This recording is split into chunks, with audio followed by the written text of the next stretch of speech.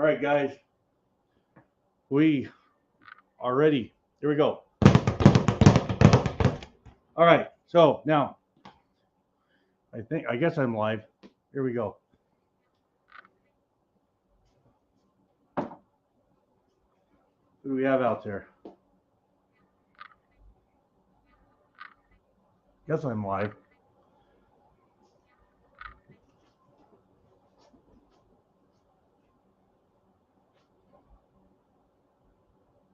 All right, there's the awesome Bobby Barlow. Okay, guys, I'm trying to get this bad boy going. Okay, give me 1 second. Hang on.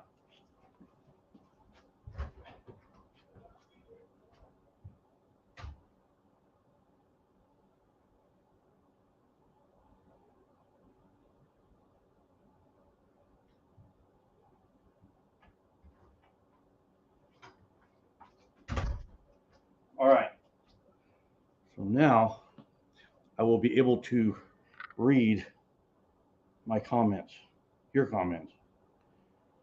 Okay.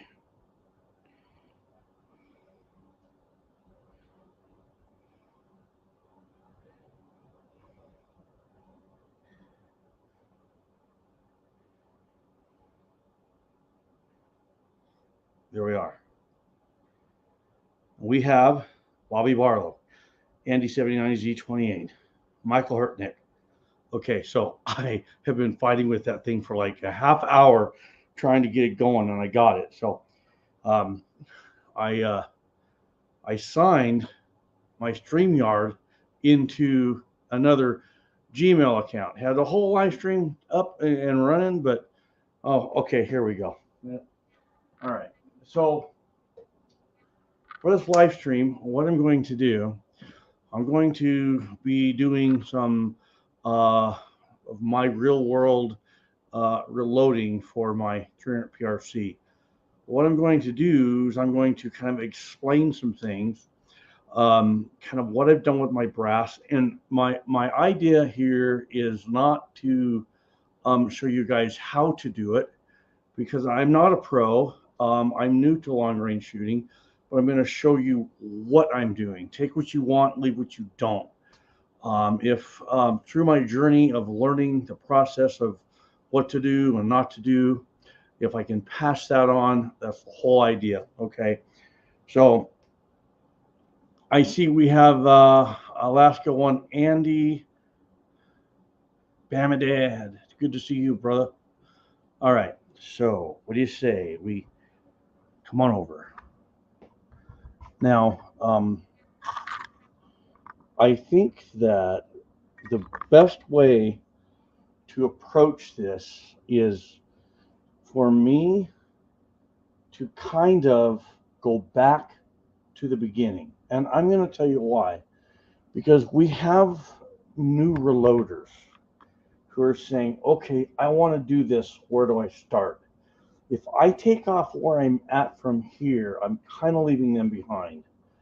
Now, so you guys know, as I get stronger in developing my loads, as my precision gets better, I'm going to share it each time, okay? So, so first off, this is for my 300 PRC, my Bergara rifle, 300 PRC. The reason I chose 300 PRC is I like big things. I just like big 36-inch tires on trucks. No, I like a big bullet. Lots of ballistic coefficients going through the air. I like that.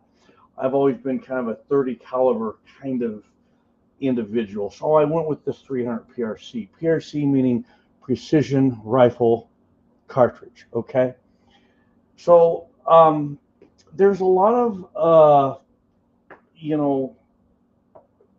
lot of ways I could have went. But I really went with the 300 PRC. And the bullet that I'm going with, this is the Hornady 30 caliber 250 grain A-tip match bullet.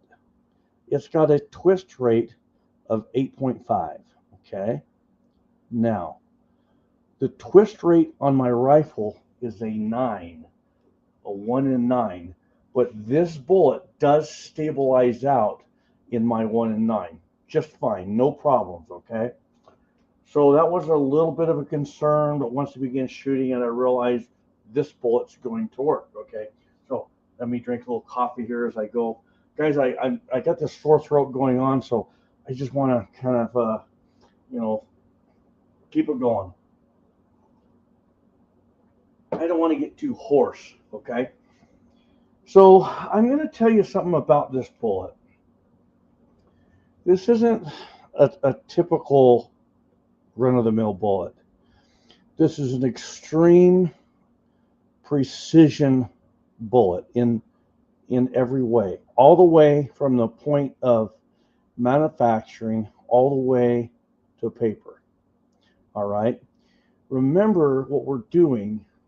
We are trying to duplicate something. Once we get the load developed, we want to duplicate that. That's my goal. Okay. That I want you to keep in mind, a lot of the things that I'm doing as I go along, once I have my load developed, then I'm going to be working with things like maybe adding a crimp, because right now I'm not crimping. I'm going to say, well, does uniforming the primer pocket really, is that really required here? In those stages, I'm going to be kind of playing with my, call it brass prep. I'm going to be working with my brass in different ways to see what outcomes are factual and which don't really make a difference. Okay. So this bullet is a different bullet in the way that it is it's engineered in a way that they're all as closely manufactured to one another as they can be. In other words, hang on, guys, I want to do something. I'm going to move this. We don't need this.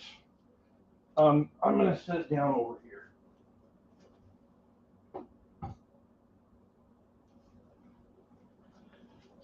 So, for the new guys, and maybe for those that don't know, when you go out and you purchase a box of bullets, when you're loading for precision shooting, bench rest, long range precision, you want to segregate your bullets out. Okay. What do we mean by that? Bullets, through the manufacturing process, aren't identical. There's differences. So you understand, a round nose 45 caliber bullet that you would shoot out of your 1911, if you look at that, they all look the same. But you really start studying them, you'd be like, yeah, these aren't identical. They're not. Right? So when you buy a box of bullets for your rifle, you want to segregate them out by ogive. And in other words, we're going to take a measurement from the base to the ogive of the bullet. Now, how you would do that is you would take the bullet, put it up into your comparator. You would take the measurement. Now, I'm not going to show you what's on the caliper for right now. I'm not going to show you. I want you to get the concept of what I'm talking about. So you're going to measure this bullet, and you're going to put it in a pile, and then you're going to take this bullet and go, oh, hey, that one's 3 thousandths difference. You're going to put that there, And then you're going to measure this one and say, oh, that one was 2 thousandths higher. And now what you have is you have stacks of bullets. And how you would want to do this is get little plastic bins or cups or whatever. And each cup's going to be, or each bin is going to be labeled and marked. And you're going to segregate those bullets in different bins.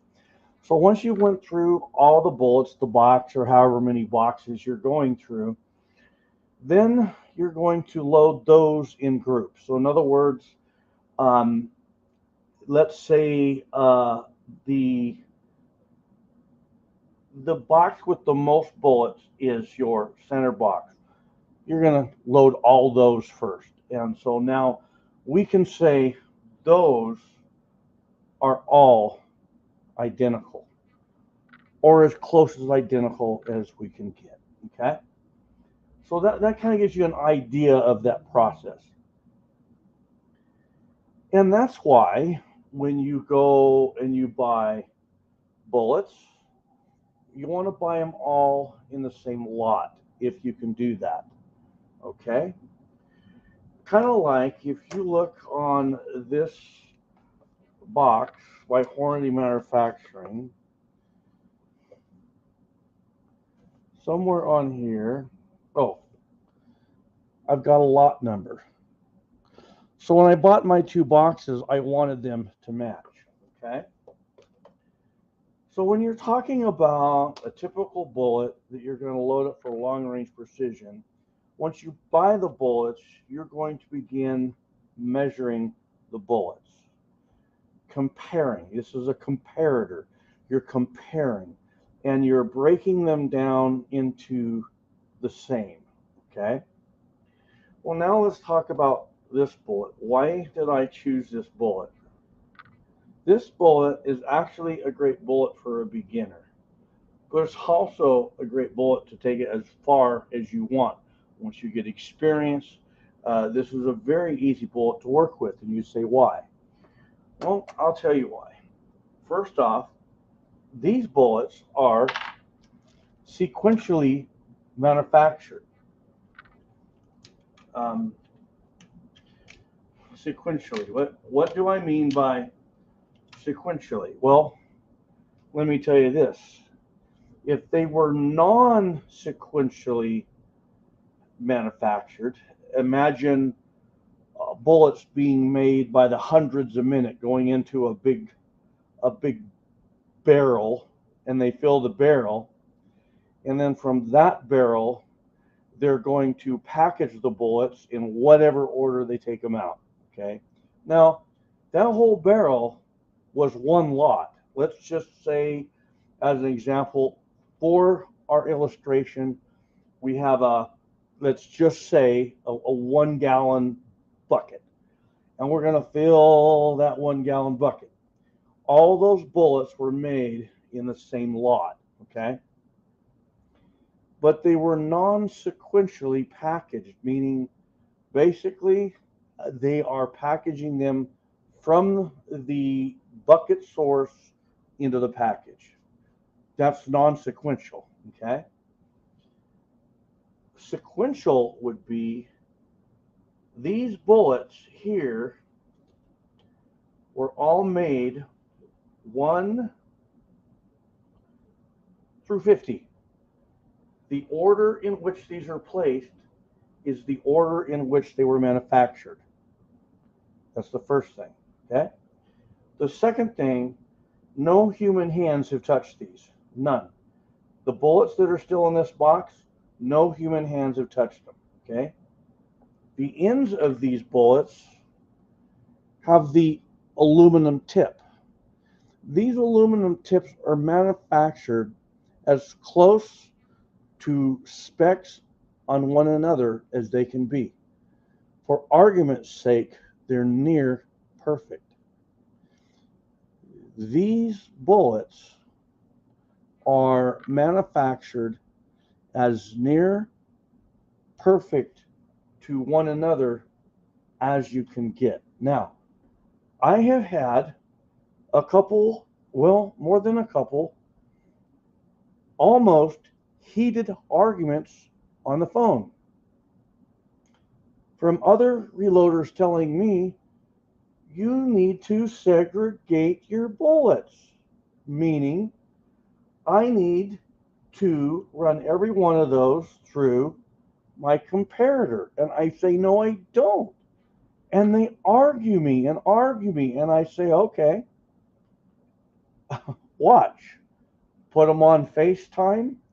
Now I want you to watch these bullets.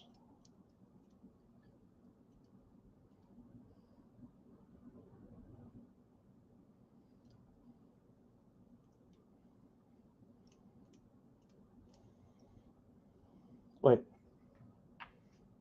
hang on. Let's do these.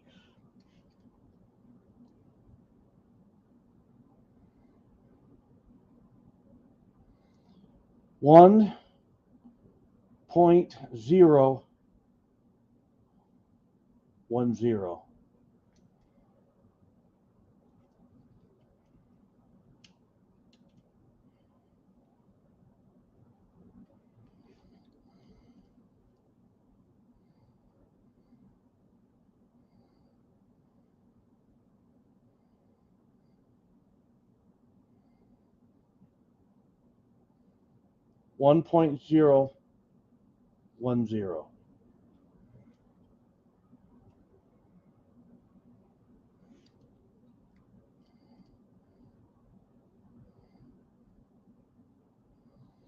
1.010. Now, I just told you these are sequential. So wouldn't that mean if I measured this one, that there's a good chance this one was 49 bullets apart?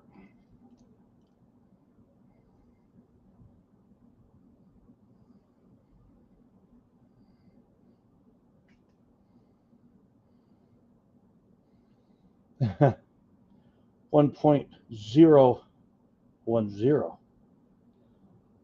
Now,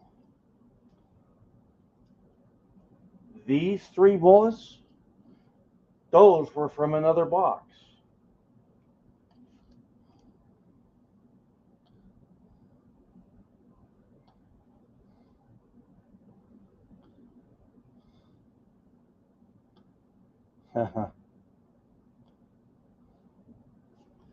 One 1.007.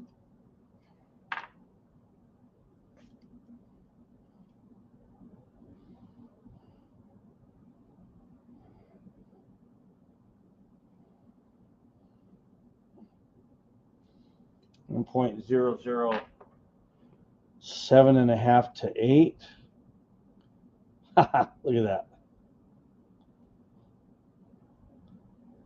Now, I'm going to show you guys something. Watch very carefully.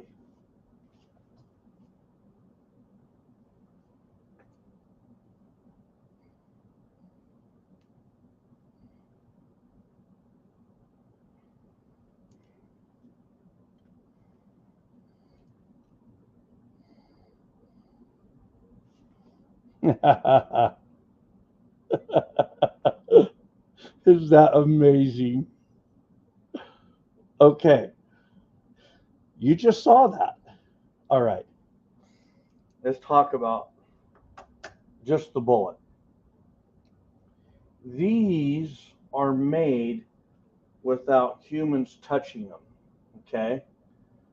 So Hornady provides you with this bag. They're really cool because they make awesome dust cover and they look really good. I love them, right? As long as I buy another box of bullets, I'll find something to do with this, okay? So what you do is you would take the bullets, okay, just however many you want to load, right? You're going to put them in the bag, okay? You're going to remove the oil. And you're going to realize that, okay, 1.007. You're going to realize you don't feel as much as the oil residue. 1.006.5 to, there you go, 7. Okay.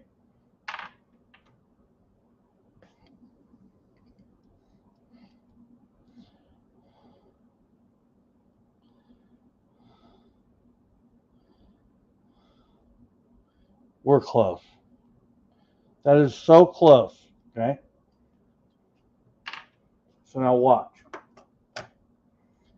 These, I can feel the oil. It's a slick oil. Okay.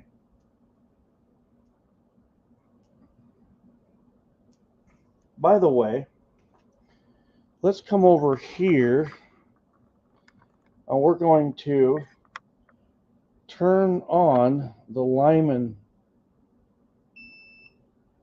Gen 6, and we're going to get it warmed up.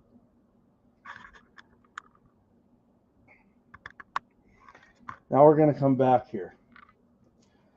So now I'm just going to roll the bullets in there. Right? You can see I've got oil on that. I've turned it inside out, everything. Okay?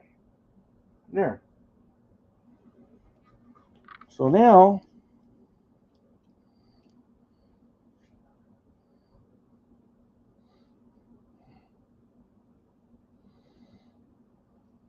is that cool? We took between 3 and 4 thousandths off this just by cleaning the oil.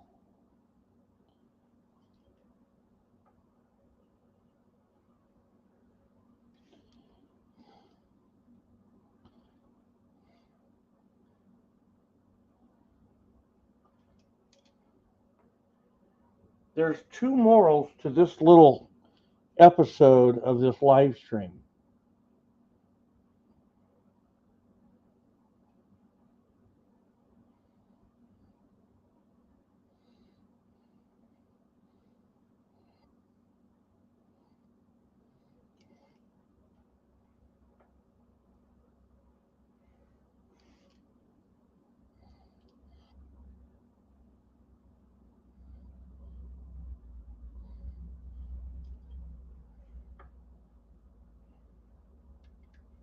The first moral is with the A-tips, as long as you buy them the same lot and you're cleaning them in the towel, you don't really have to compare them.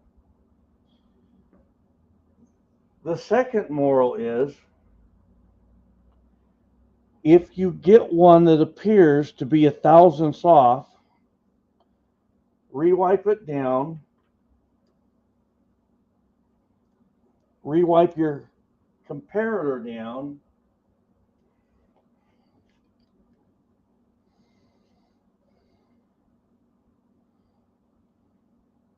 oh, look at that. All of those are 1.007. So we were measuring new bullets untouched by the human hands at 1.007. After I cleaned these, they're all 1.007, and they also match the bullets from the other box. This means, now we're going to talk about something. Okay. This means I can take the 3 bullets that were left over in the other box, because they're the same lot number, I can literally mix them in and they will produce the exact same results for me as all those bullets. Every one of them. Okay? You with me? Now we're going to have a conversation. Because we got to have this.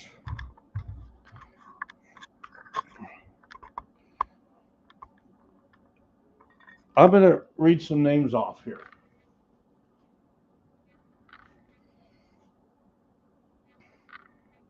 Bobby Barlow, Andy 79 Z28, Michael Hertnick, the awesome Andy 79 Z28, Cold Front 79, Bamadad, Alaska 1 Andy, Uncle Milty, Michael Dunn,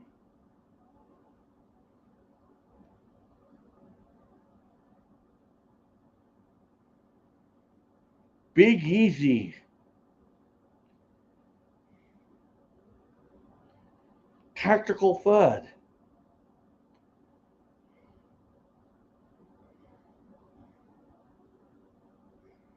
okay, who is it that caught the COVID here?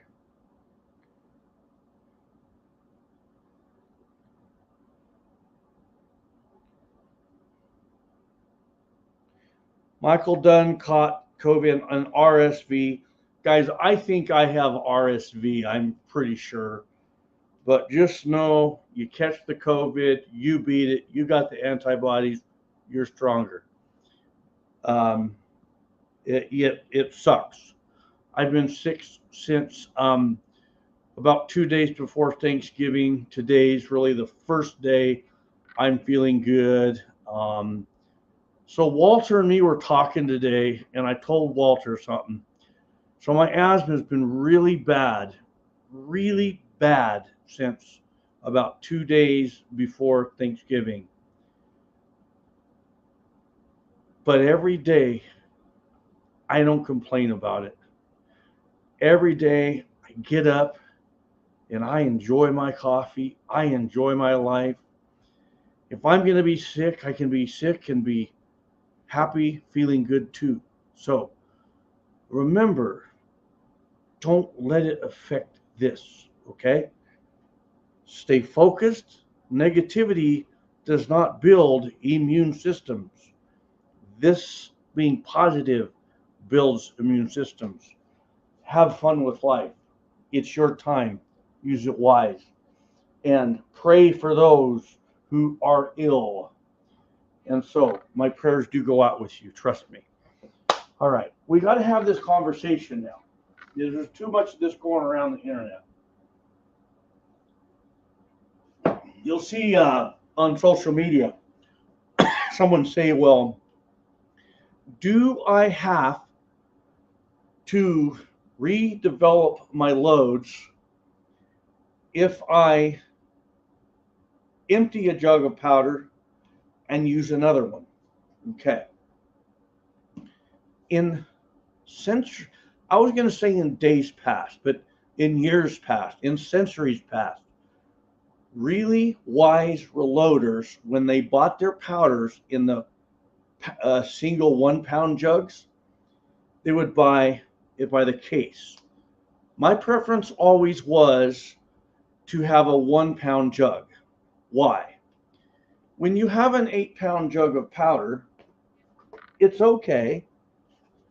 It's fine. But when you open this, more air gets in there and more air gets in there.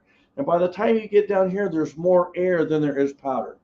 So the advantage to a 1 pound jug is you're going to go through that faster and the air isn't going to oxidize that powder as fast. So if you have 8 1 pound jugs, when you open the very last of the 8 pound, it's going to be a fresh jug, okay? But the smart reloaders would always buy 8 1 pound jugs in the case because they all had a lot number. There's my lot number, okay? When you go into the local gun shop, I want you to start picking up powders and finding the lot number and seeing if you can match another one with it. Just see if you can. Those are lot numbers. Now, do you have to redevelop your load if you go from one jug to the other? If it's the same lot number, no. It's all from the same lot. It's all the same. Its burn rate is going to be identical from one jug to the other. Except if you have two 8-pound jugs and your first 8-pound jug has this much powder, it's been sitting a while, and you had to adjust that load, when you go into that fresh one, you might have to adjust to the fresh powder. You might have to absorb that because it's going to be different. To what degree, we don't know, but it's different. Is it enough for a safety issue? No, it's not. But it could be enough for a long-range precision shot missed. You with me? So when we go from one jug to the other, guys will say, no, you don't have to redevelop the load because the new powders are so closely matched from lot to lot, there isn't enough of a variation. Oh, you should talk to someone that works at Hodgson. It's really high up that will tell you about that. Their own powder, and they'll tell you for precision accuracy, you just don't go from this jug to this jug without at least verifying and expecting to work a little bit on that load, okay? Because after all, if we're going to work with bullets like this to that consistency of a level, shouldn't we keep our powder up there, okay? Now, honestly, for my handgun, if I go through a jug of power pistol and I open another one, I'm not going to redevelop that. Bang, bang, bang, bang, bang, bang, still targets. I'm not anywhere near max pressure, right? So if you're working on precision long-range shooting, what you want to do, drop it 10% and work the load up for accuracy. That's what you want to do. So that's why now, when I bought these bullets, I bought both boxes that were on the shelf. And it hurts, but you got them, okay? So now, when you go and buy your powder, guess what? You're going to buy as much of the same lot as you can for what you need, okay? Now comes primer. I kind of have a dilemma. I've been kind of wrestling with this now. I've been playing with my rifle this year. You can't find large rifle primers, especially Magnum, and there's no Federal match large rifle primer Magnums to be found. So I only had a few to work with, and then I ran into some more large rifle Magnum, and I played with those. Now what I have is I only have a very, very small few of these gold medal match. That's all I have. I can't really do nothing with these in the way of a consistent load development because once they're shot up and I change primers, I'm going to have to redevelop from there. But I don't think I would have much, okay? But I still got a primer I could use. But what I scored on was 1,000 all in the same box primers, okay?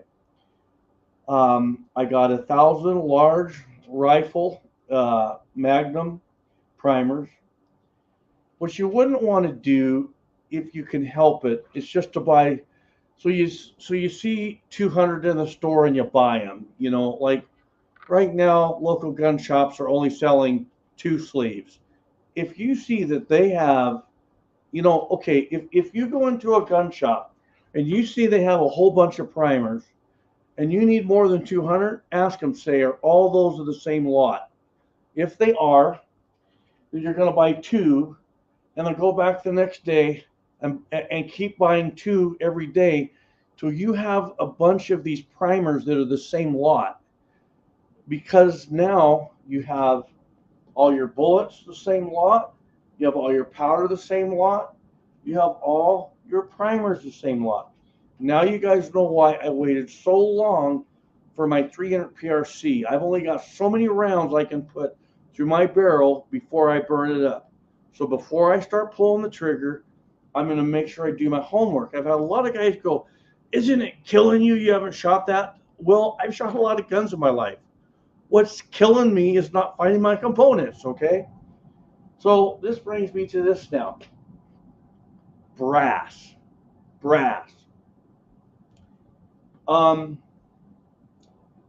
Okay. Yes. You can load whatever precision rifle you're shooting based on the cases you've saved and the cases that your buddy's giving you and the cases that you got for use somewhere. But logically, if your buddy gave you some cases all in a factory box that he shot, those were all the same case slots, all fired through one rifle. You would want to keep those segregated. The ones you found out in the world somewhere, you don't know where those came from, different chambers, okay? The ones that came through your rifle are gold. So you went out and you bought factory ammo and shot through your rifle, they're gold. What isn't gold is if you bought, let's say, for your rifle, some factory Hornady and some factory Remington. They're gold, except don't match the cases. They're different head stamps, okay? You could keep the Remington, you could keep the Hornady and keep them separate, and you could develop loads off of each and see which one's going to produce you more accuracy that way. But now what we're doing is we are got all of our bullets matched, we have all of our cases matched, we have all the same powder, we have all the same primer. Now we need a chronograph. This Garmin, I only shot 2 rounds through it this morning while drinking coffee outside, minimal light. I shot 2 pellets through my Benjamin 22 caliber pellet gun, and it recorded both of them right here. Okay, now I'm going to show you this. I don't know if you're going to really be able to see this. I'm going to turn it on. Let me see my report back. Okay, hang on. There. Okay, I can see this. I'm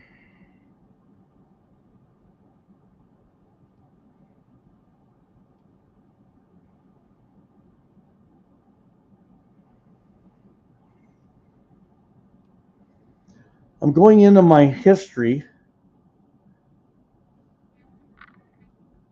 I'm still learning this. That was today, 12/9/2023. It comes with the date already in it. I select it. That's my sessions summary. If I select that, my max shot was 409. Okay, so the first shot that I took out this morning over coffee, all relaxed, was 3 pumps. It recorded it at 409.3 feet per second. My second one was 10 pumps. That shot was 602.6 feet per second. Okay.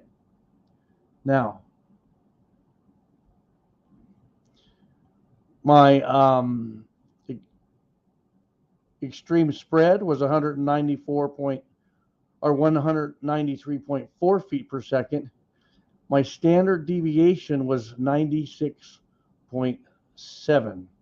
your standard deviation will be more accurate with the more rounds fired per group. Okay, so now I'm going to come over here and I'm going to, I'll be calling off more names pretty quick here. I'm going to show you this.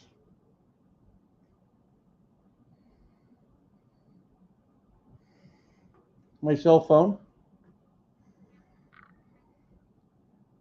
It's Bluetooth to my phone. And I'm going to do a video on this. I'm going to show you how to get this hooked to that. I can go into that and look at this.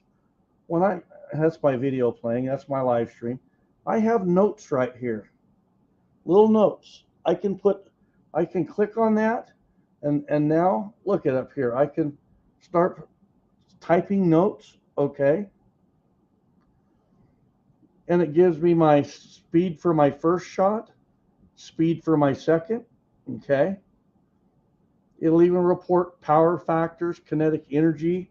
So I have a lot of data here that I can work with. But the cool thing is right there on my phone, it's going to report it real time for me. Okay.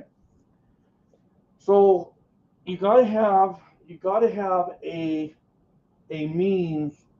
When you start getting into precision, you need the means of clocking your bullets. Okay, you do. So now let me come back here like this. We're gonna do another roll call. I want everybody to let's see. I want you to type Hornady A-tip. Hornady A-tip. I'll call you out.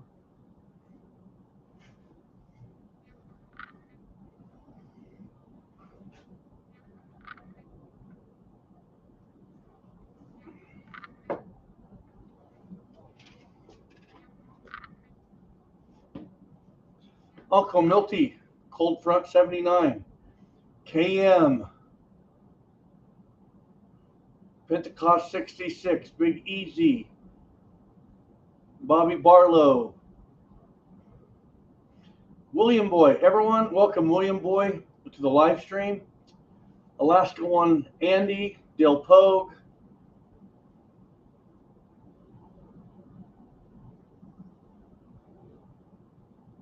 So I gotta tell you guys this.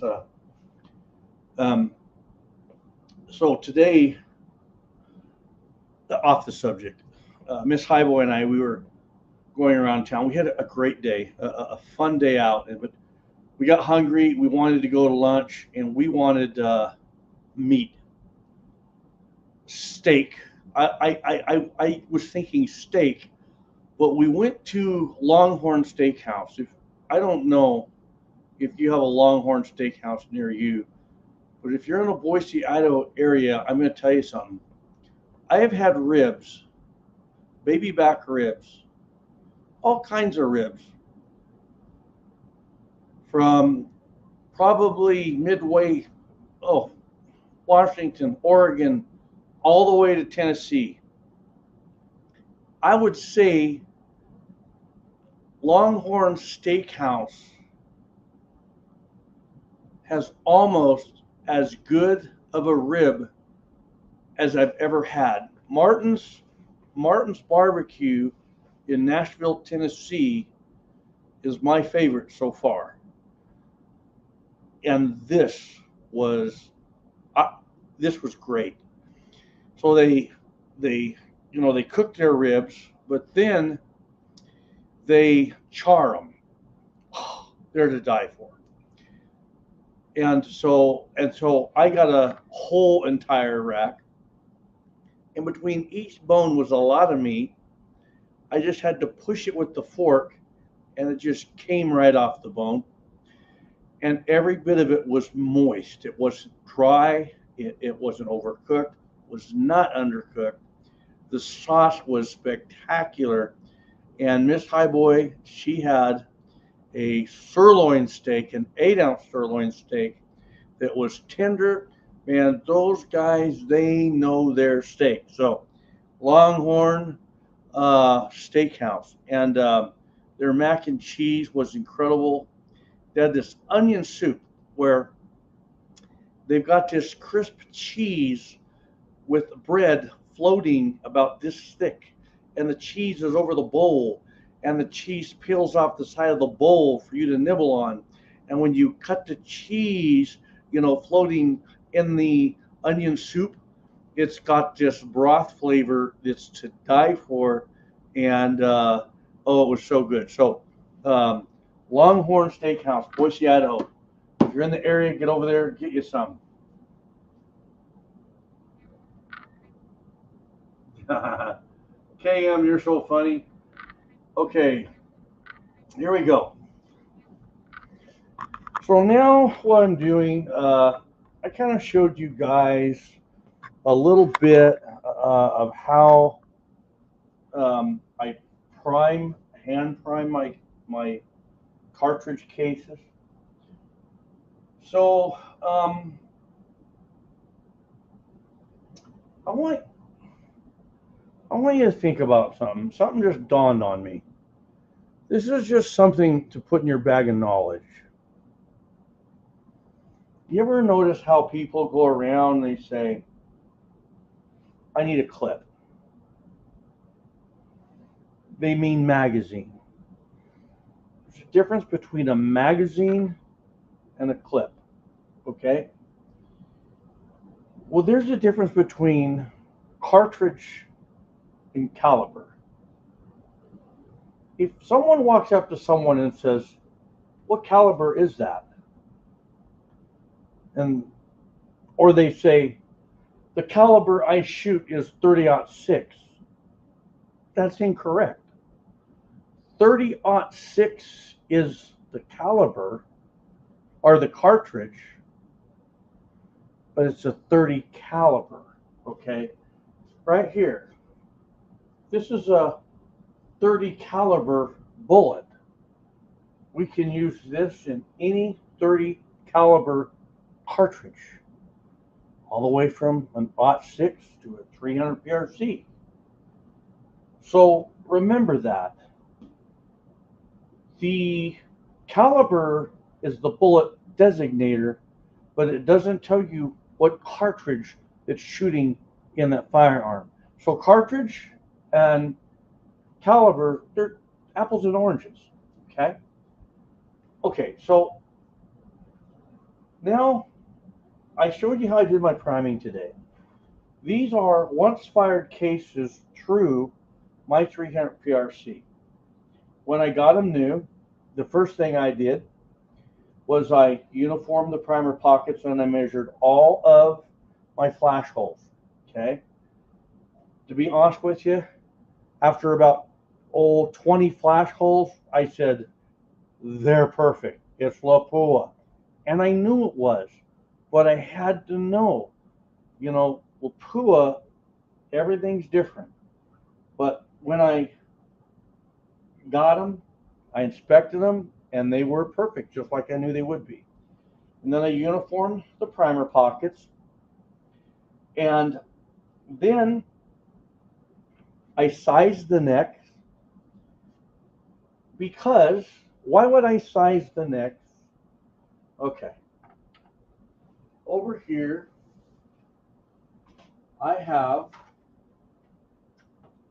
some more Lapua brass. And, by the way, this lot number matches that lot number. So when I'm done with these, I can pull right into these. But why is it that I would take a new piece of Lapua brass and size the neck? There's nothing wrong with these. I mean, they're perfect. The reason is when I come back, I'm going to resize this case like I did these. These were all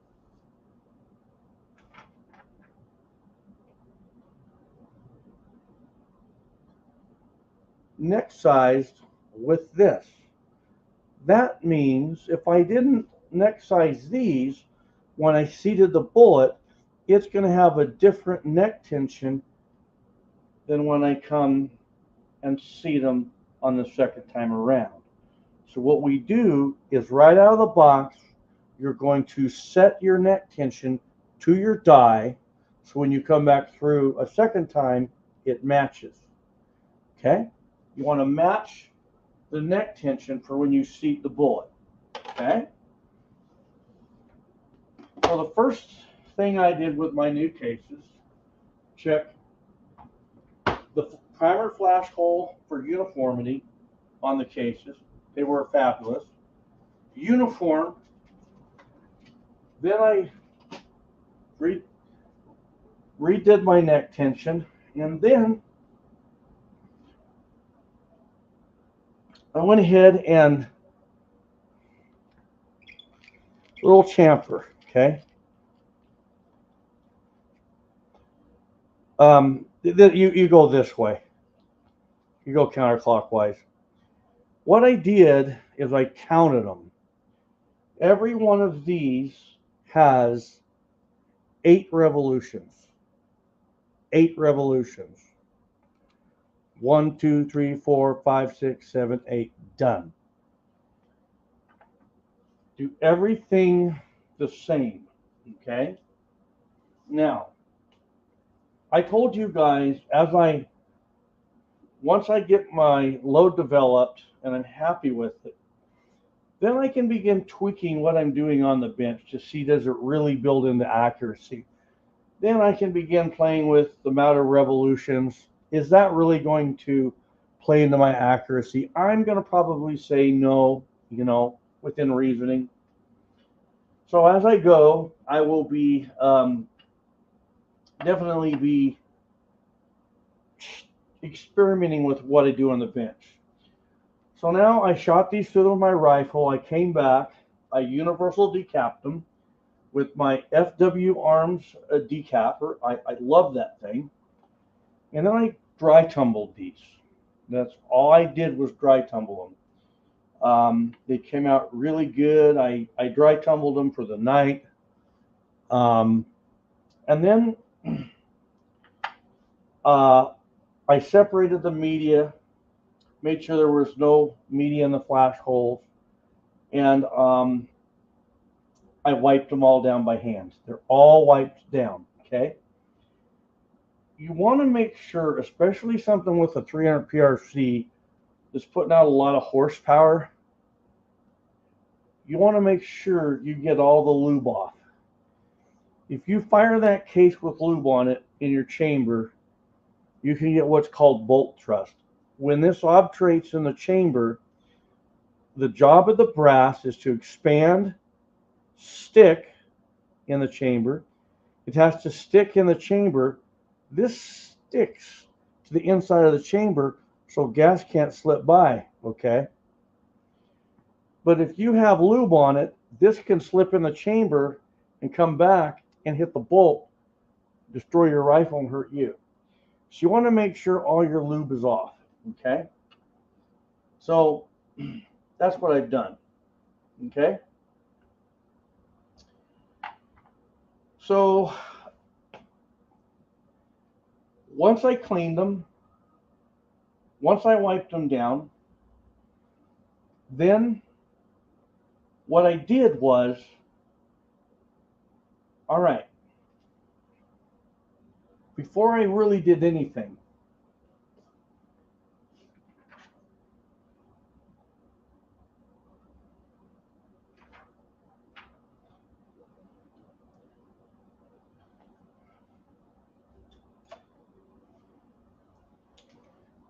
this is my headspace tool.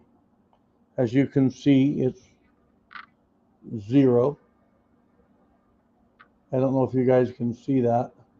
I can't really see my, hang on. I can't really see my screen.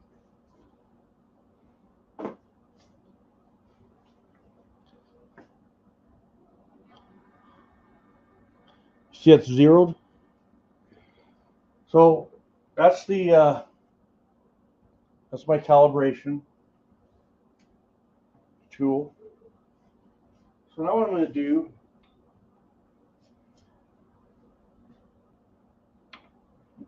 let's take a new case.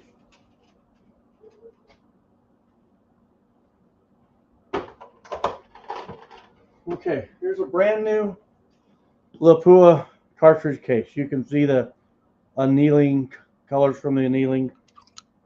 Okay.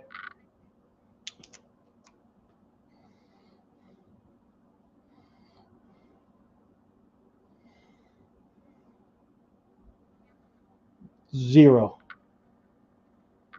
It's zero. So now I'm going to go shoot these in my rifle. So I go out, shoot them in the rifle, come back and clean them, and I go like this.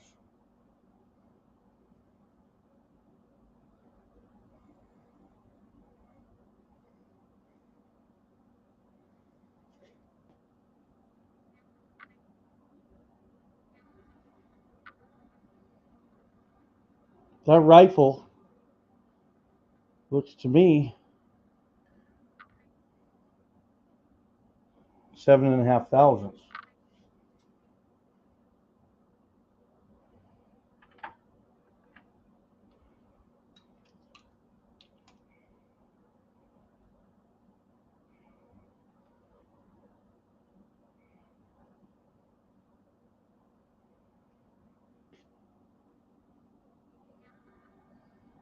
Six and a half.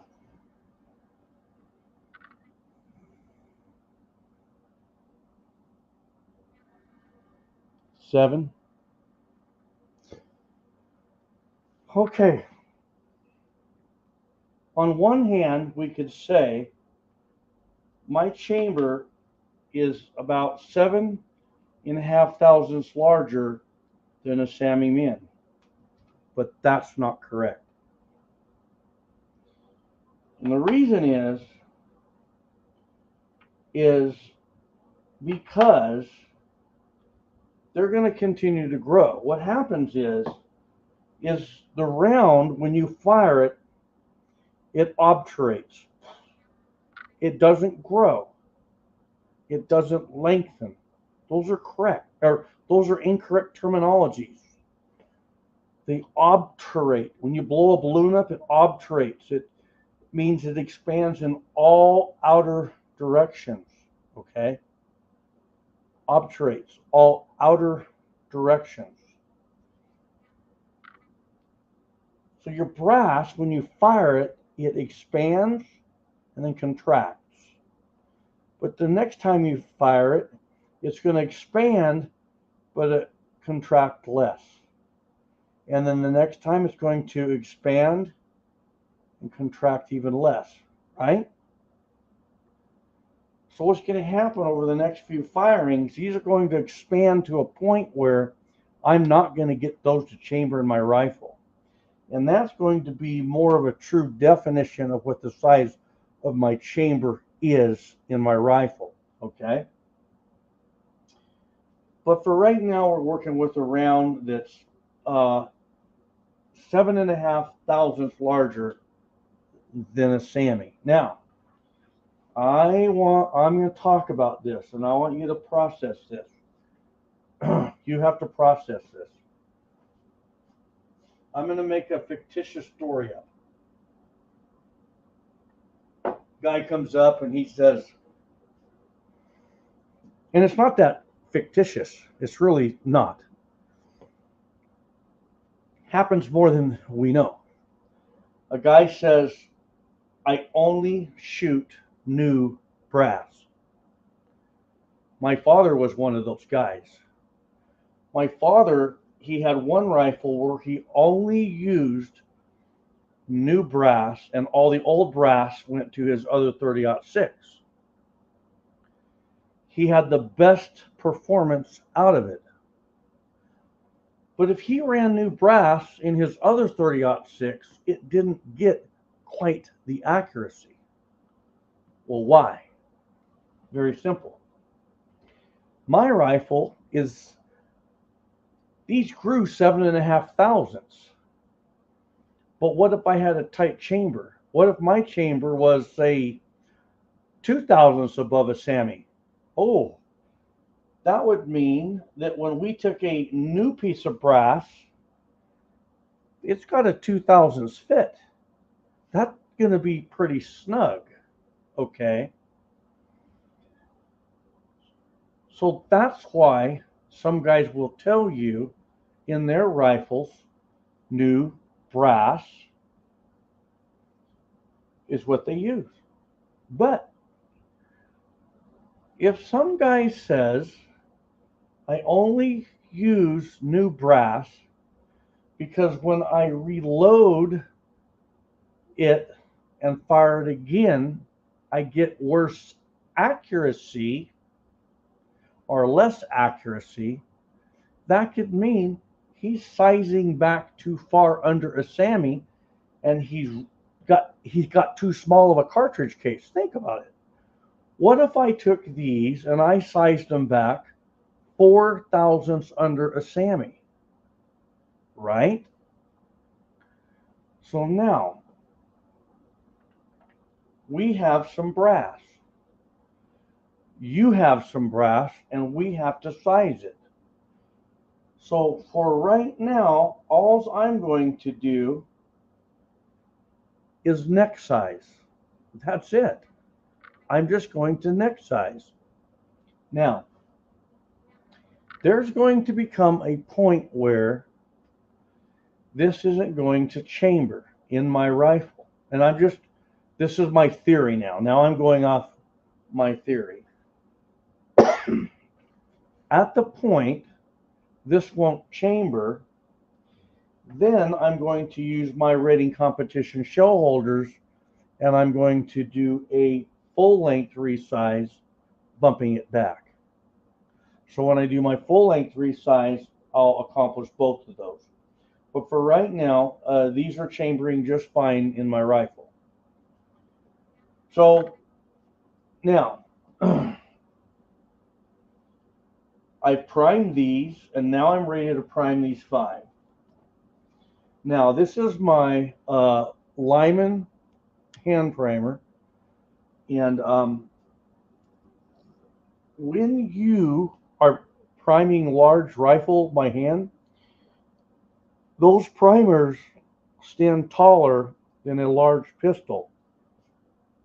So if you put this on there, this top, they're not going to want to feed into the mechanism, the priming ram mechanism.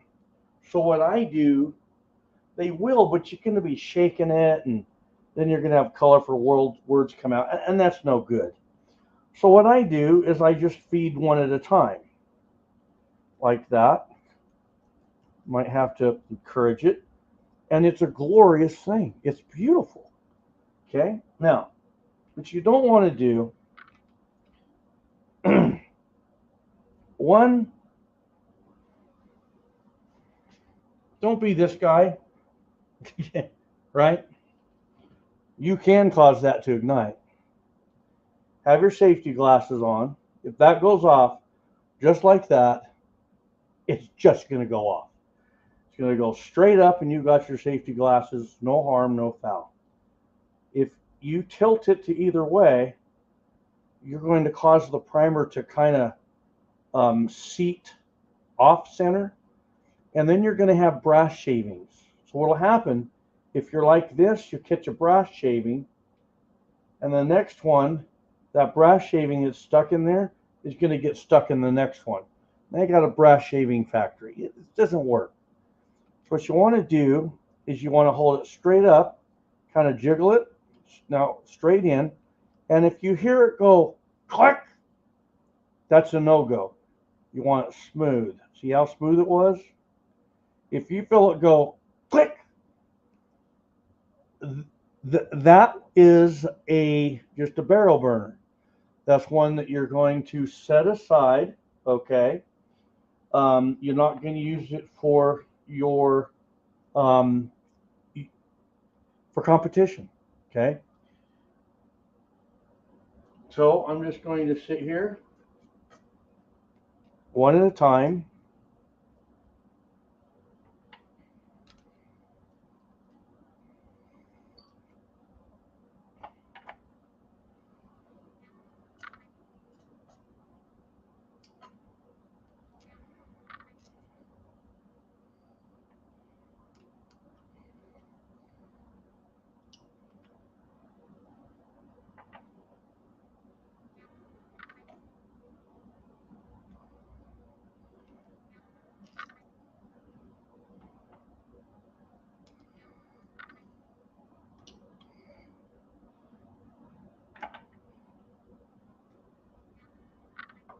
Pardon me while I get one more primer here, guys. I need one more.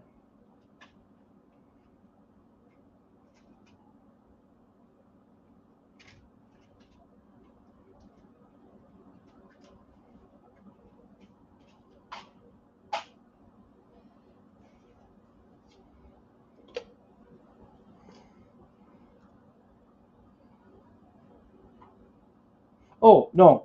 I primed it. I was sitting there thinking, I thought I counted them out, you know?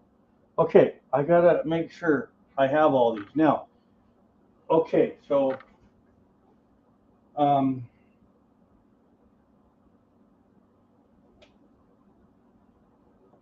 on. I want to make sure I put this primer away. Primers are so expensive. I don't want to lose it.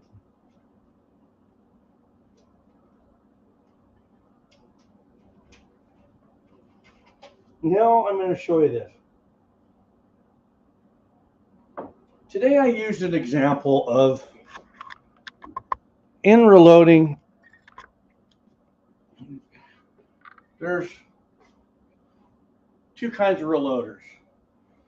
There's a reloader that's going to be like this, right? Then there's a reloader that's going to be like this.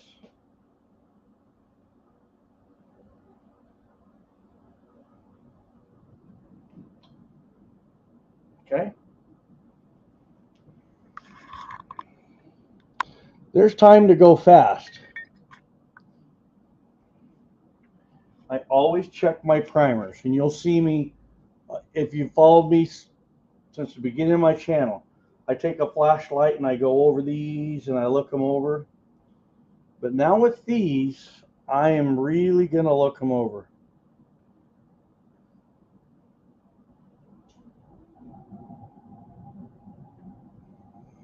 If you see a piece of brass,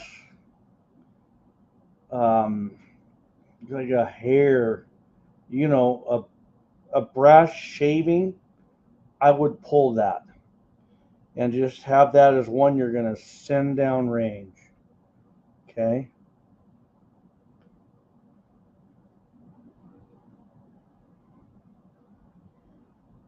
They look great.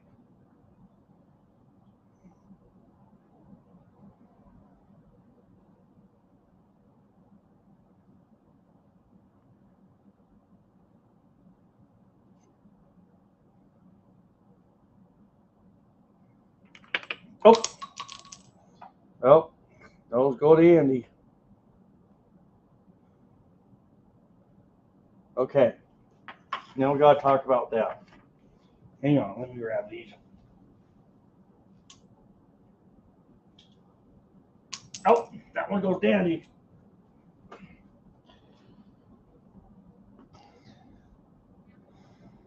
Guess what? I can redo that neck, but those just got pulled out of my equation. Okay. Now, after I fire those and come back and then nail them, I can bring them back. Okay. I think I can. You know, I'm learning. But you know what? If you drop it, you just keep going with what you got. Okay. So, Andy's going to be like, hey, man, those are mine. Colt 1927, Lee Straight. Everyone welcome Lee Straight in the house. Jay Miller, CW Long Shot, my good buddy CW. So good to see you, my friend. I think about you often, buddy. Okay, so so now, guess what I'm ready to do? I'm ready to begin charging my cartridge cases. And so we got this all warmed up.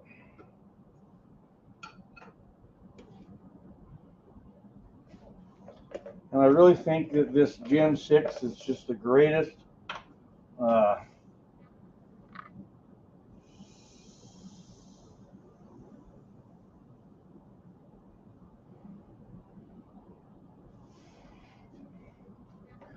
Oh my gosh, I just used the wrong freaking powder.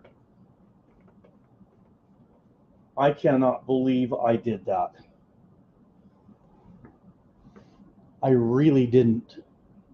But think about what you're pouring.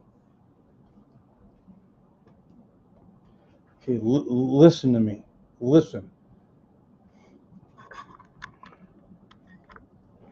Freaking listen. I'm not joking. I could be. Look, I'm being your brother's keeper. Brother's keeper means I got your back. So I'm not going to say this nice. Pull your head out of your butt. You think that's rude? Rude is me not telling you that and you grabbing the wrong powder and hurting yourself, right? So you can thank me later when you're at the range going, I'm glad that guy told me to always double check my powder because I can pull the trigger with confidence. I double checked my powder. Now, how you do that is before you start, you go through your ingredient list, your components. You got the right bullet, you got the correct powder, you got the right cartridge case, you got the right primer. Because what you don't want to do is be walking around with your head in the clouds. You got all these problems. If you got problems for the day, step away from the bench. Step away. You don't want to hurt yourself. Okay? So have your thoughts about yourself. And I'm telling you this, so get a lot of guys that send me pictures of their fingers in the emergency room. I'm like, and they go, I didn't even realize I grabbed the wrong powder. But they realized it when they pulled the trigger, okay? So I will never quit preaching that enough. All right. This is pretty cool. Oh, I got to grab something. Hang on.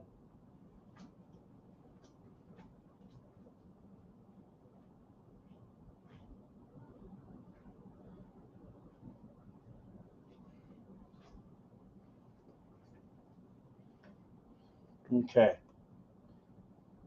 I love this. This thing, the powder funnel kit, oh, man.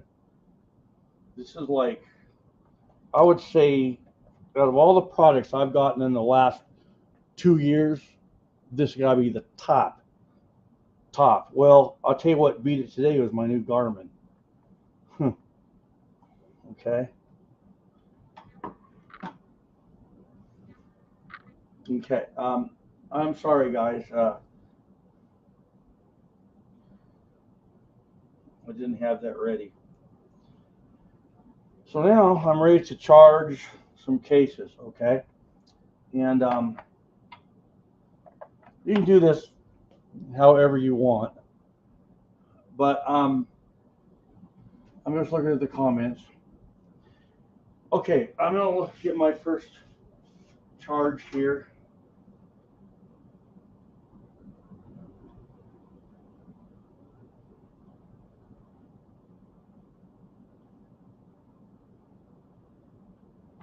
$83.6.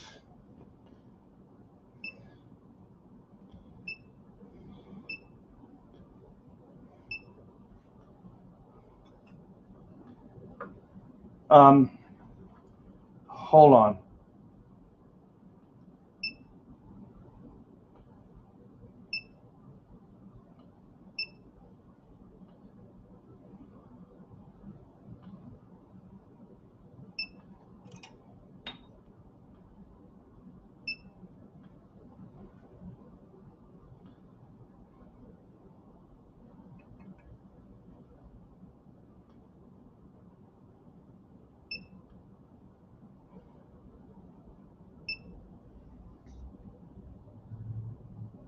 Perfect.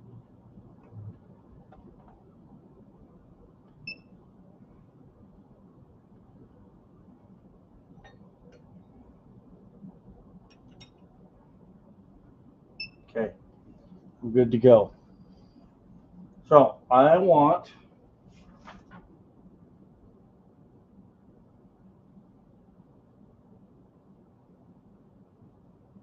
I'm going to go 836.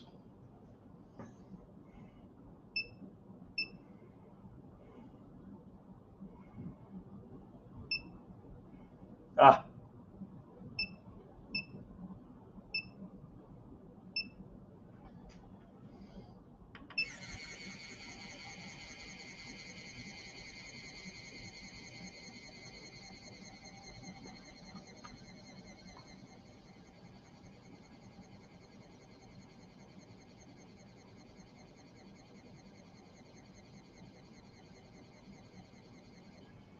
okay, guys. So I just forgot a huge step. Huge. But that's okay. We'll let this finish. It's really it gets mind involved when you're talking and instructing, and you can certainly miss a step. Okay.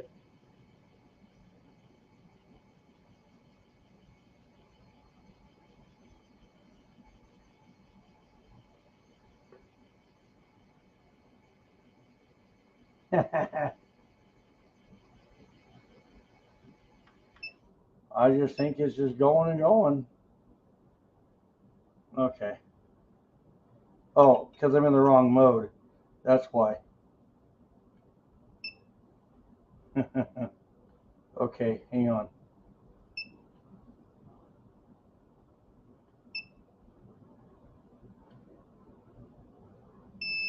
Okay, so I messed up here, guys, and so the next step before I charge these, I'm going to run them all through um,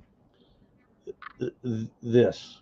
Okay, this is the Imperial dry neck lube. So I want to talk about this for just a second.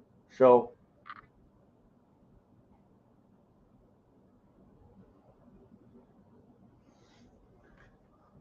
I'm going to show you something.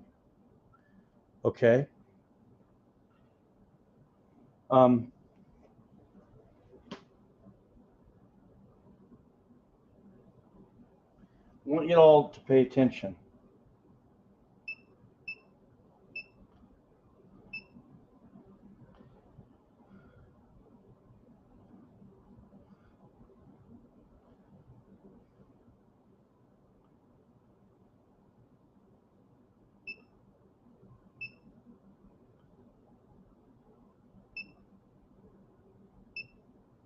Oh, there we go.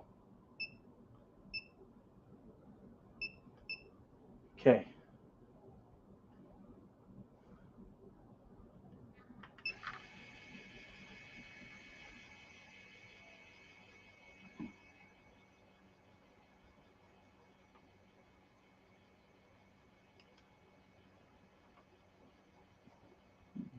Do you see this case?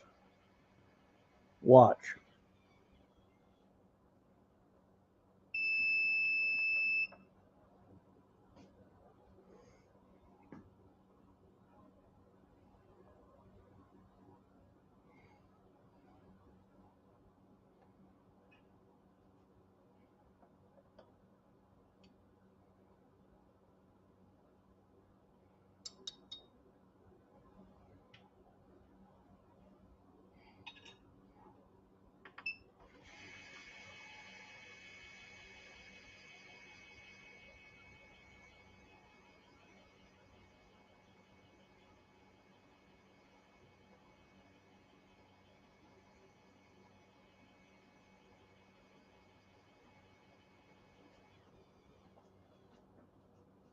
Hang on, guys.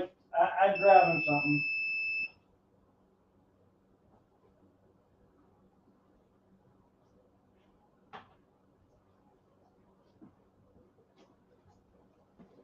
I had to grab my flashlight. It was over by my Dylan.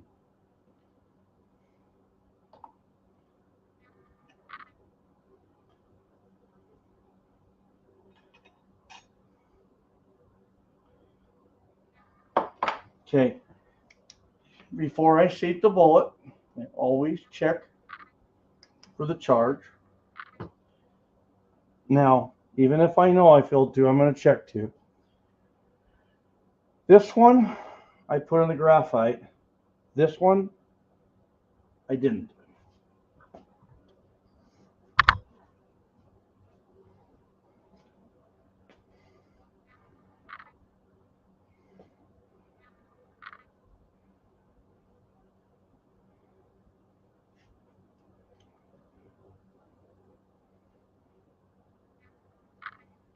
Okay, bear with me, because bear with me.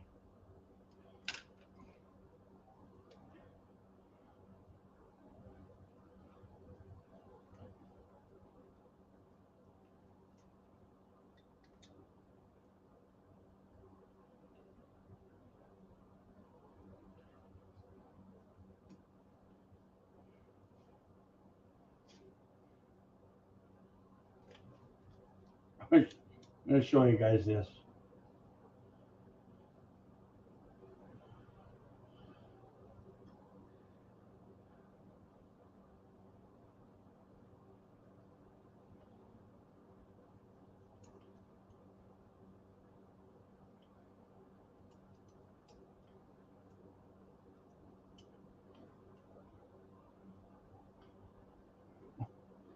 Okay.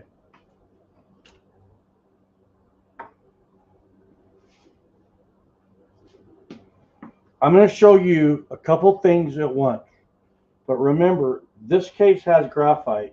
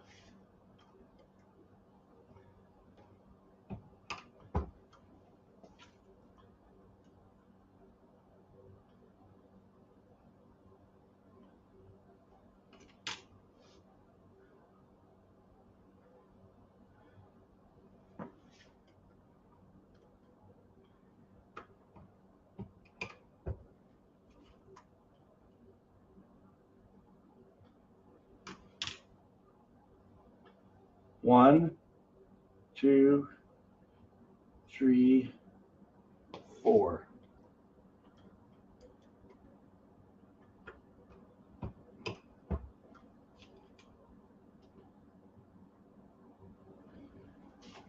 Okay. The first thing I'm going to show you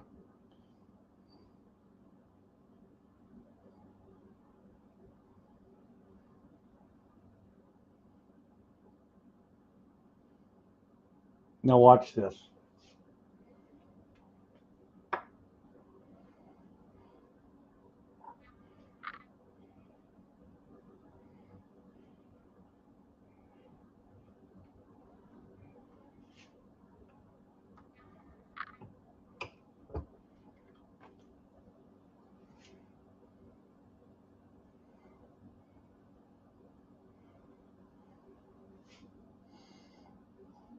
These bullets are so consistently the same, you don't have to measure off of the ogive.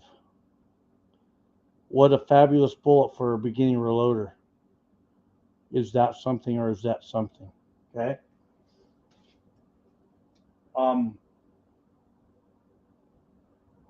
Now,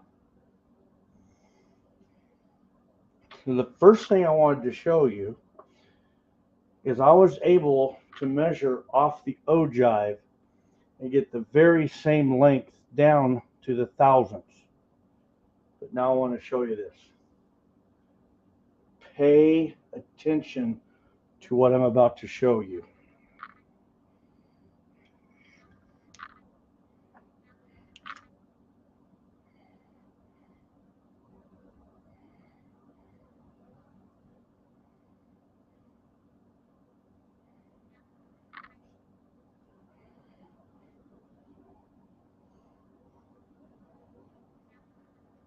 That's 5 thousandths.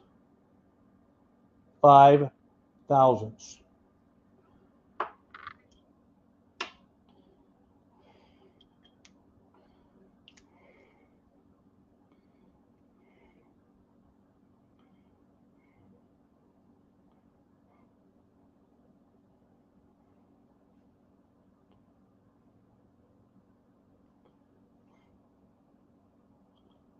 Six and a half thousandths. Did you catch that?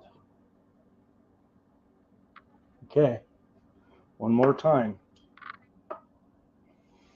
This bullet, before I seated it into the case, I did not put it into the graphite.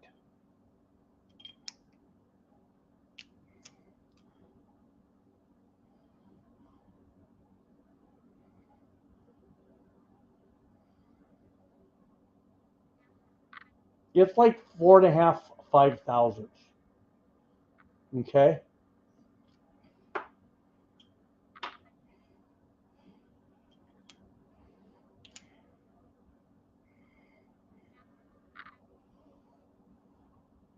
Six and a half. You catch that? Okay.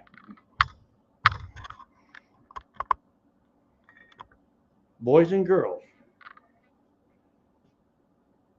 sometimes when you don't know why your shot group isn't where you want it, sometimes when we seat a bullet, the neck tension is such that as the bullet's going into the case, we're shortening the case by 2 thousandths. Think about it. These grew from a SAMI 0 to a plus 7.5.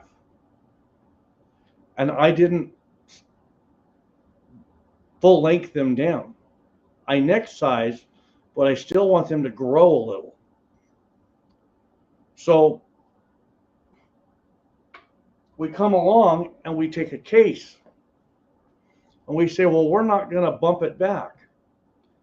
So we size the neck, we process it, we prime it, charge it, but when we seat the bullet dry, there's so much neck tension, it shrinks your case back 2 thousandths. And what's weird about that is not only now is it too small for the chamber in a way, it's distorted. It's distorted.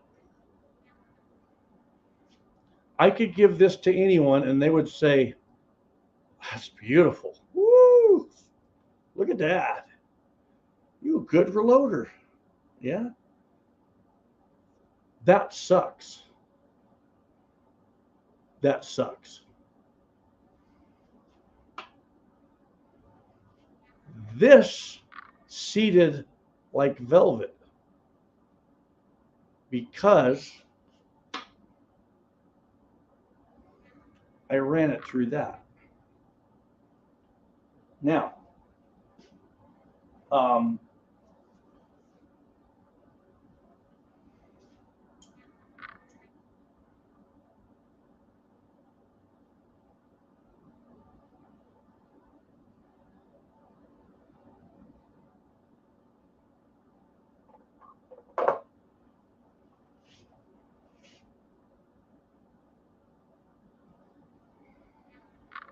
let's do 2 more, same way.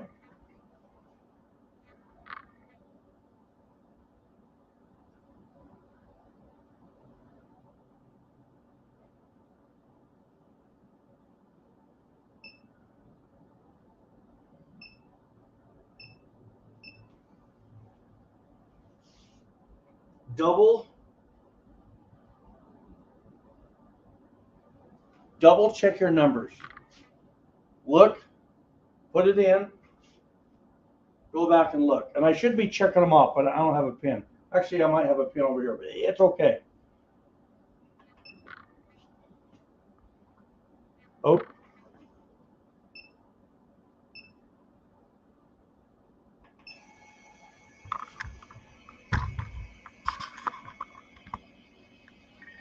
I'm charging my cases. Now, keep your eye on the case.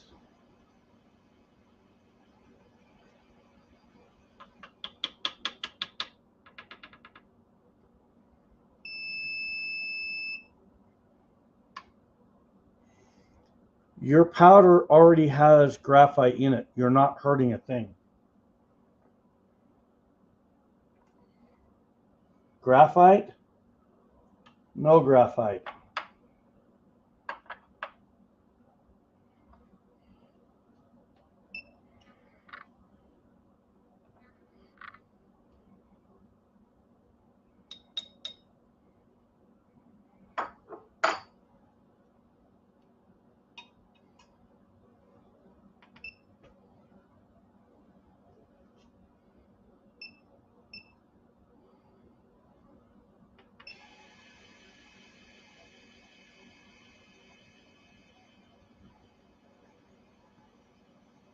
I just realized I skipped 83.8.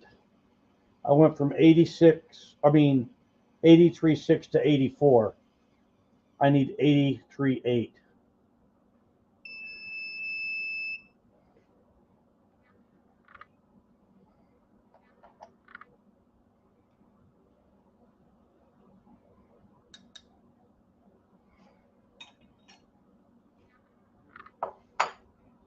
Now I want you to watch this. I'm going to seat 2 bullets, and I want you to watch the ease, because you can feel the difference in the seat.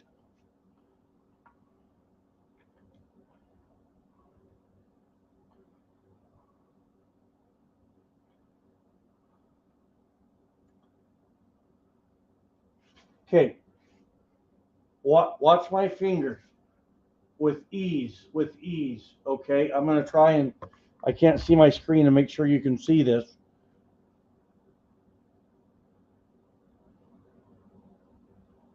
Easy, nice and silk.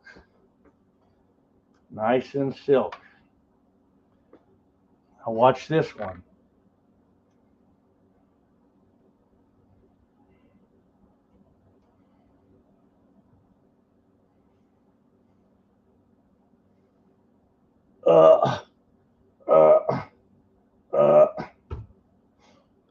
I had to power through it a little bit. Once it got about 60% of the way, then the rest of the bullet went, right?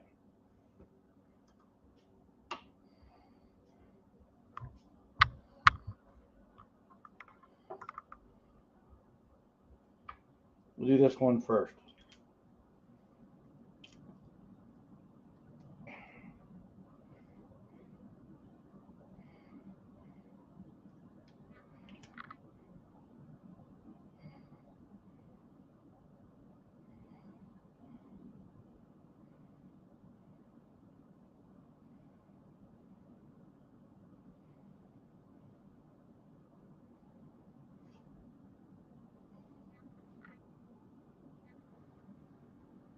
There's your 4.5. 4.5.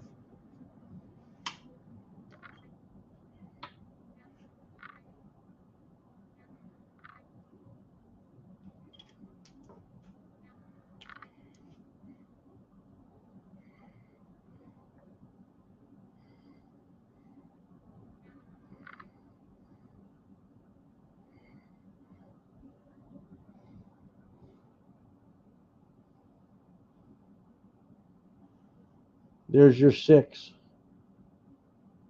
If you can see that. So what happens is when you are seating your bullets, if the inside of that case neck doesn't have some sort of lube, it's going to be tighter. Now, maybe some reloaders, the cases they're working with, doesn't have as much neck tension. Okay, so you might not have this.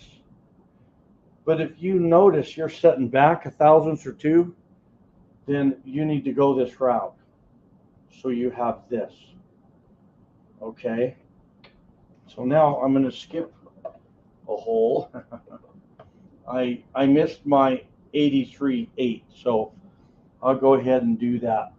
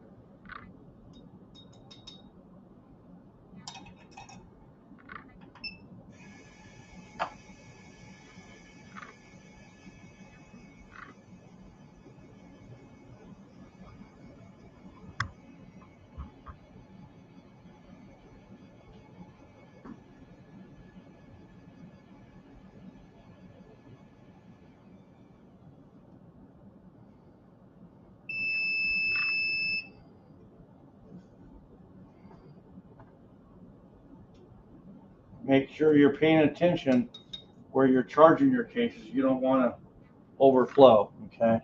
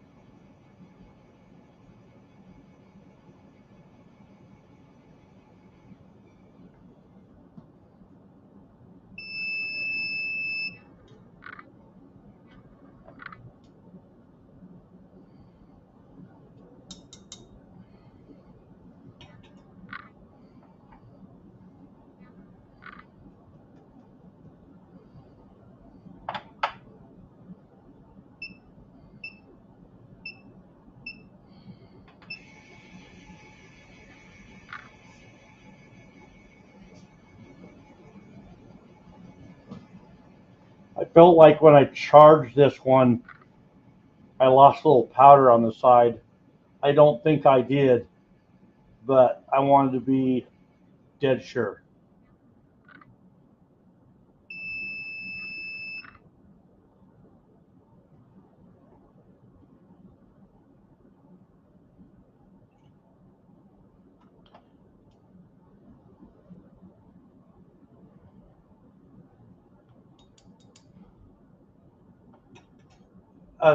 Signal soldier, tell me, you say, or just adjust your neck tension to get consistent seating. Tell me how to do that real quick.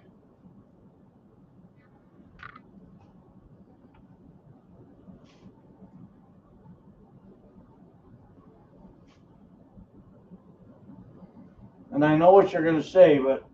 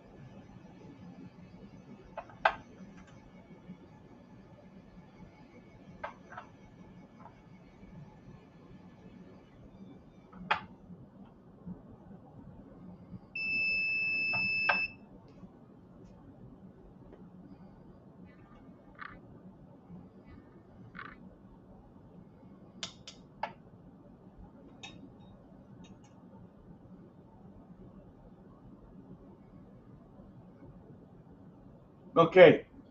So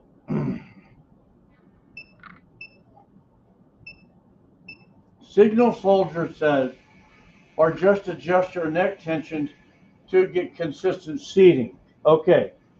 Yes, you could most definitely do that, but there's a but on that. Hang on, let me finish this.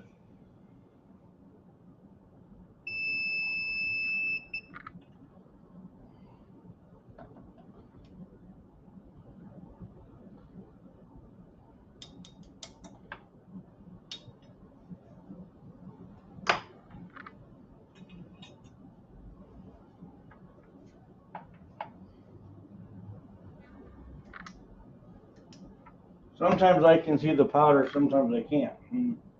Um,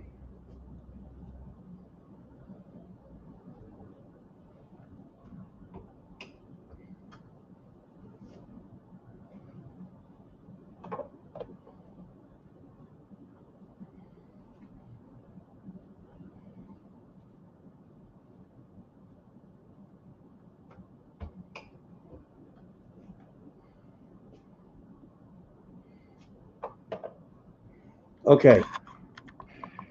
You can adjust your neck tension through different diameters of expansion balls or mandrels. You can order different size ones through whatever die manufacturer. You could even work yours down with a little emery cloth and a drill. Just spin it in there and work it down. But here's the thing. So you can do that. But what you want is maximum neck tension without case distortion. So if we can get maximum neck tension without distortion, and another thing, the dry lube, when you use that, it also makes the bullet release more consistent from round to round to round. Now, that is not for me. I wouldn't know that. But that is talking with Robin Sharpless, GT Morrow, other people in that part of the world. So there is already a second built-in benefit to using this, okay? One, it's going to seat the bullet in smoother, so allow you to maintain more neck tension. You want all the neck tension you can get. You really don't want to lose neck tension, right? So if you can retain that while allowing consistent bullet release upon firing in the chamber, you're going to be further ahead, okay? That's not to say it's wrong to adjust the neck tension, but this is an easier place to start. Okay, so that's why I wanted to say that. And the other thing is, so this is also the thing with reloading is, especially when we're after precision, is everyone has a little different way of doing it. But if your end result is the best, don't change it, right? That's why there's nothing set in stone how to do this. Some people chew their bubble gum on the left side, others chew it on the right side. If everyone that chews it on the left side wins, then we're all going to chew it on the left side. But that's not how it works, right? So you got to just play with the variables and apply it to you, you know. So there we go. And I'm going to stop it there because I have to record. I have 10 bullets I need to record on paper. And I'm actually, I got to tell you guys something. And take it for what it's worth. I love to come out and reload in the mornings. I do. So I'm going to save these. And in the morning, I'm going to come out with a nice cup of coffee. And I'm going to finish these.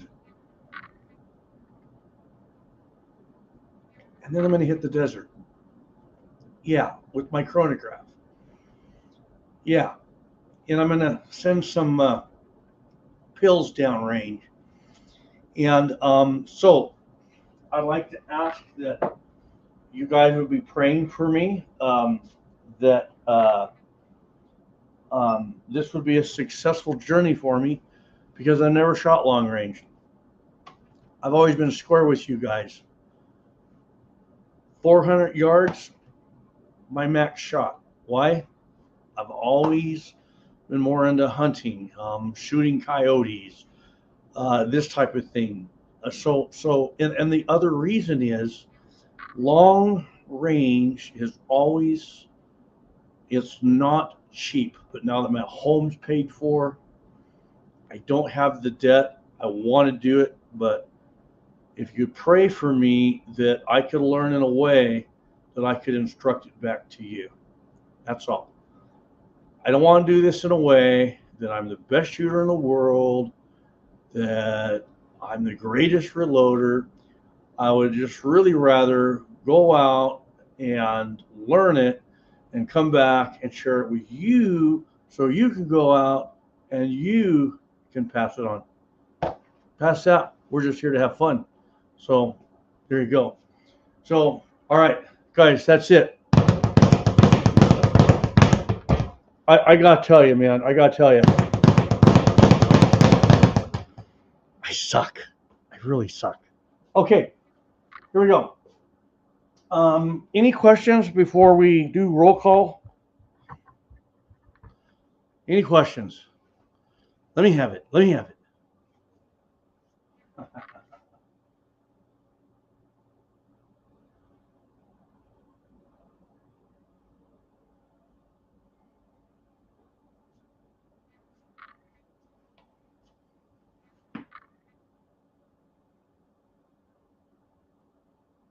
What do you want to know about powder, my friend?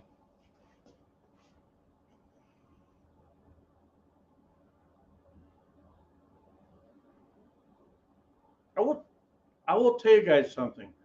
While I'm waiting for him, this Lyman Gen 6, I got to tell you guys this. I was doing some 44 special the other day, and 44 Magnum, and some 45 ACP. And I just sat there charging my cases off this, and I thought it would be cool to get multiples of these, and you could literally sit there and put it on auto repeat for all of them, and just sit there and keep charging. And all you got to do is dump the powder. But the cool thing is it's all very precisely metered down to the tenth of a grain, right? So that's really cool.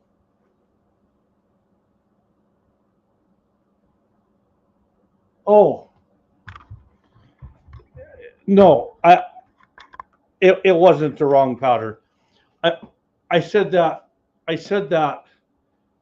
trying to get people to realize that, make sure you got the right powder. No, I have the correct powder. I was just trying to throw that out there as an example. That's all. This, I would never shoot this with the wrong powder. I would be one sorry dude. So here we go.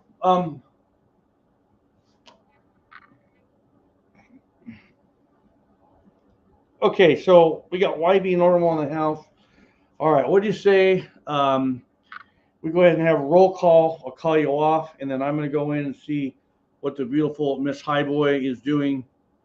And I'm going to relax, I think. So I want everyone to type 300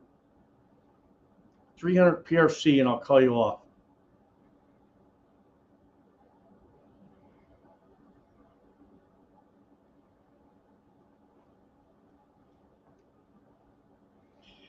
Bamadad, good to see you, brother. Bobby Barlow, good to see you, my friend. Colt 1927. YB Normal. Two Pug Man. Reloader Dan. Alaska 1 Andy. Colt Front 79. Big SE. Signal Soldier 31. Lee Straight. You're also great.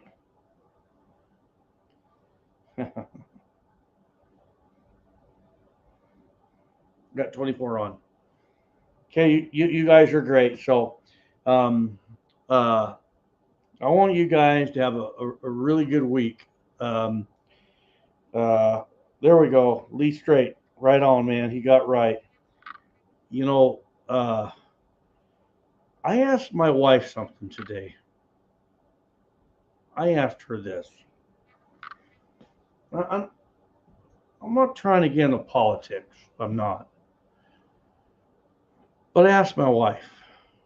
I said, how many of those people who live in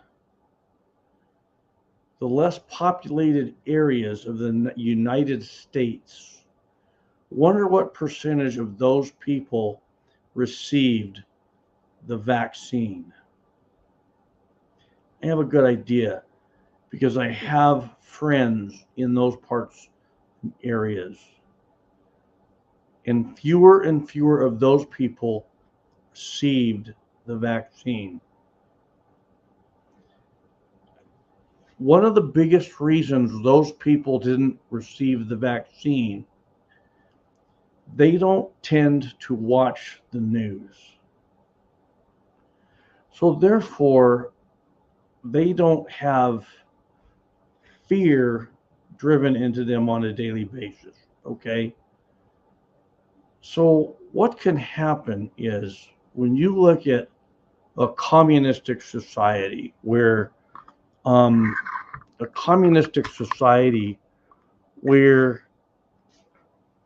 government controls what the population sees, that's the direction the population is going to go.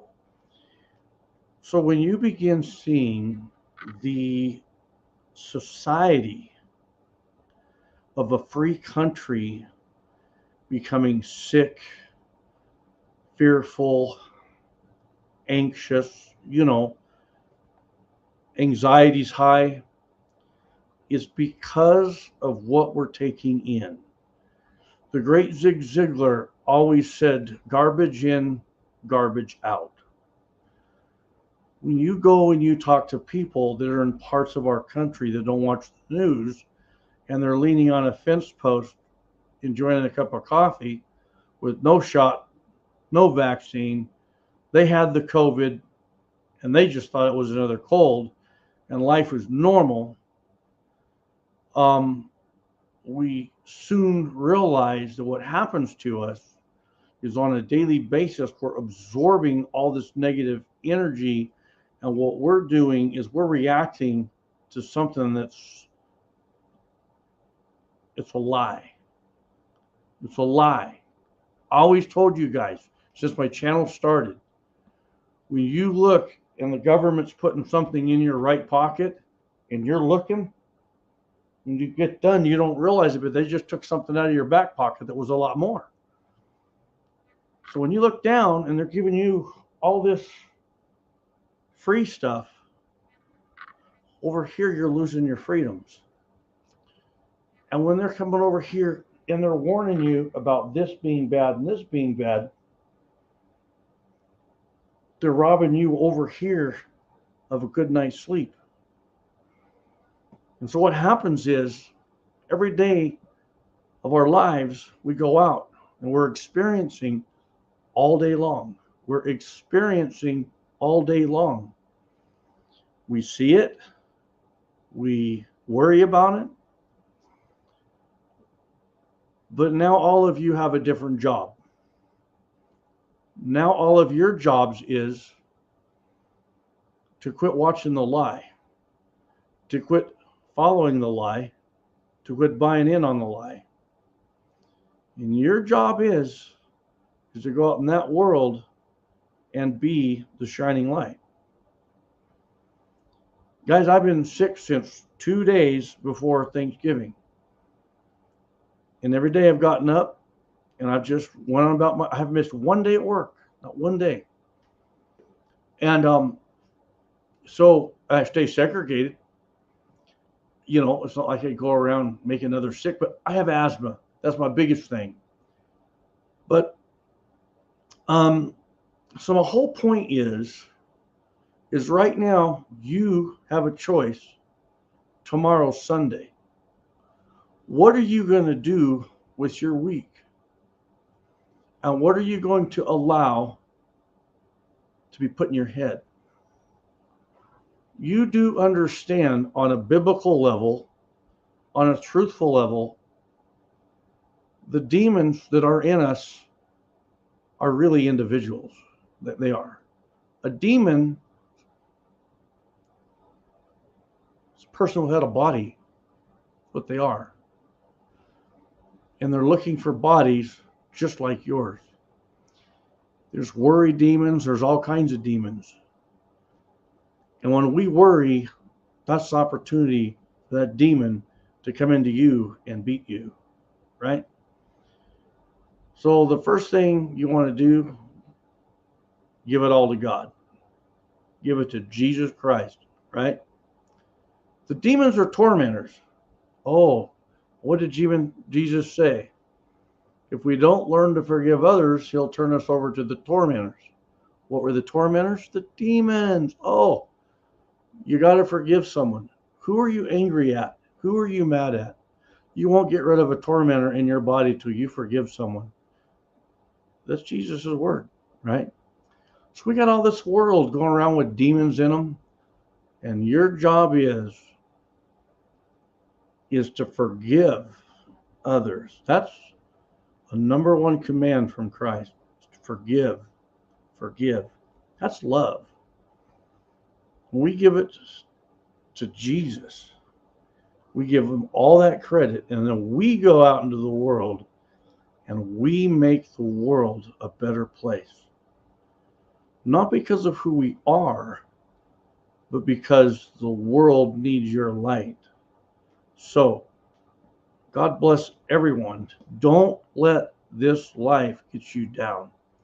This world we're in is not our world, and it never was. We're here temporarily. Our world is another world that our God is holding for us. But while we're here, you're going to notice something. There is so much to be enjoyed in this world. You just have to step up and look over all the negativity, and you'll never, ever truly enjoy it. Remember this. You'll never truly enjoy what that world has to offer until you reach back and pick someone up. And when you begin picking people up, your light's going to be brighter. You're going to be happier. You're going to shoot better at the gym. Oh, I mean, you're going to lift more weights at the gym. You're going to shoot better at the range. You're going to perform better at work.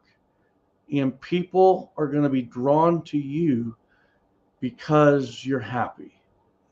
That's what the world needs. So there we go. All right. That's how I live my life every day. I absolutely refuse to let negativity be my guide.